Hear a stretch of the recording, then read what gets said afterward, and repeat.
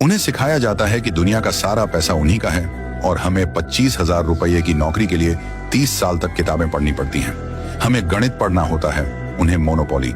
हमें रेस में दौड़ना होता है और रेस हमेशा उनकी होती है। उन्हें सिखाया जाता है कि दुनिया उन्हीं की है और हमें सिखाया जाता है कि 30,000 की सैलरी, एक खूबसूरत बीवी और एक घर ही हमारी जिंदगी है। हम और आप बचपन से ही एक ही दौड़ में लगा दिए जाते हैं, सुबह से शाम तक क्लासरूम की चारदीवारी में, किताबों और इम्तिहानों में। हमसे कहा जाता है, अगर अच्छे अंक लाओगे तो जिंदगी सवर जाएगी। लेकिन क्या सच में ऐसा होता है?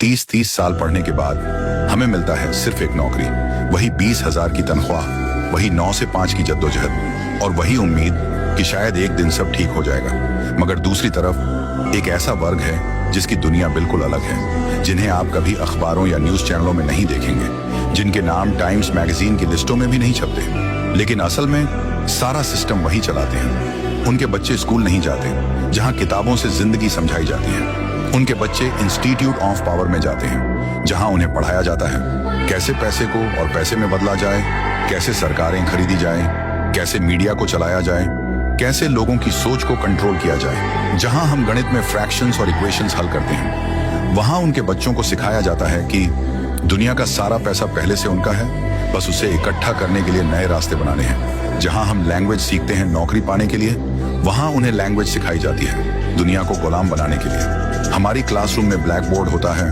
उनकी क्लासरूम में बोर्ड रूम होता है। हमारे सामने चौक और डस्टर होता है, उनके सामने कॉन्ट्रैक्ट्स और डील्स होते हैं। हमारे टीचर्स हमें बताते हैं कि नौकरी करो, सुरक्षित रहो। उनके मेंटर्स बताते हैं, रिस्क लो, दुनिया तुम्हारी है। हमारा सिलेबस है फिजिक्स, केमिस्ट्री, हिस्ट्री।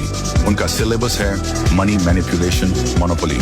और यही कारण है कि जब हम 30 साल की उम्र में EMI और लोन की चिंता कर रहे होते हैं, उनके बच्चे 30 साल की उम्र में पूरे देशों को कंट्रोल कर रहे होते हैं। सोचिए, ये फर्क सिर्फ पढ़ाई का नहीं है, ये फर्क उस सिस्टम का है जिसे उन्होंने हमारे लिए बनाया है, हमको गुलाम बनाए रखने के लिए और अपने बच्चों को शासक बनाने के लिए।